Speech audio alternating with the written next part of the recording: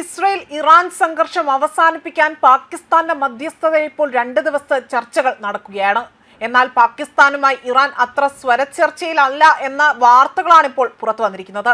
അതായത് പാകിസ്ഥാന്റെ മധ്യസ്ഥ ശ്രമം തള്ളിക്കൊണ്ടാണ് ഇറാൻ രംഗത്ത് വന്നിരിക്കുന്നത്.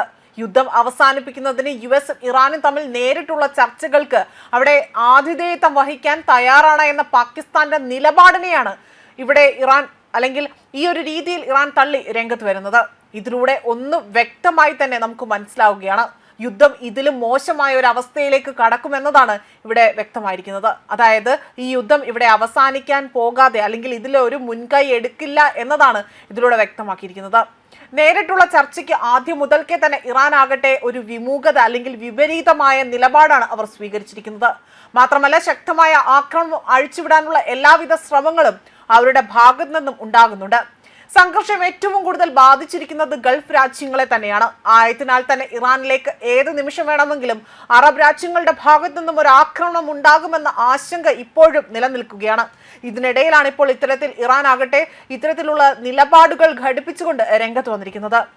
യുഎസുമായി നേരിട്ട് ചർച്ചകൾക്ക് അവിടെ അതായത് യുഎസുമായി നേരിട്ട് യാതൊരുവിധ ചർച്ചകൾ നടന്നിട്ടില്ല എന്നും മധ്യസ്ഥരിലൂടെ എത്തുന്നത് അതിരുവിട്ടതും അന്യായവുമായ ആവശ്യങ്ങൾ മാത്രമാണ് എന്നതാണ് ഇപ്പോൾ ഇറാന്റെ കോൺസുലേറ്റ് ജനറൽ വ്യക്തമാക്കിയിരിക്കുന്നത്.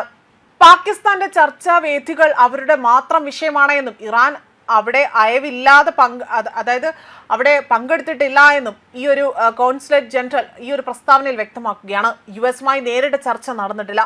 മധ്യസ്ഥർ മുഖാന്തരം എത്തുന്നത് അതിരുവിട്ടതും അതുപോലെ തന്നെ നിരാകരിക്കാനാവാത്തതുമായ ആവശ്യങ്ങളാണ്. യുഎസ് തന്ത്രം തുടർച്ചയായി തന്നെ മാറിക്കൊണ്ടിരിക്കുന്നതായും ഞങ്ങളുടെ നിലപാട് ഇവിടെ ഞങ്ങൾ വ്യക്തമാക്കുകയാണ്.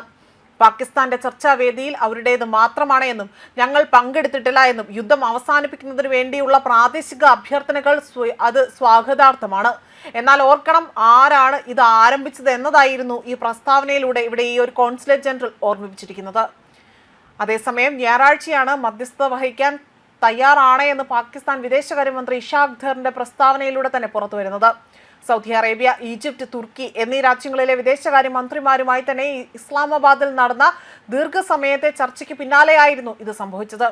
ഇറാൻ സർക്കാരിലെ മുതിർന്ന മന്ത്രിമാരുമായി പലവട്ടം ഫോണിൽ വലിയ രീതിയിൽ താനും പാക് പ്രധാനമന്ത്രി ഷെഹബാസ് ഷെരീഫും സംസാരിച്ചതായും ഇഷാഖ് ദർ അവിടെ അവകാശപ്പെട്ടിരുന്നു. മാത്രമല്ല യുഎസ് ഭരണകൂടവുമായും അവിടെ സജീവ ചർച്ചകൾ നടത്തിയതായി തന്നെ അദ്ദേഹം വ്യക്തമാക്കിയിരുന്നു.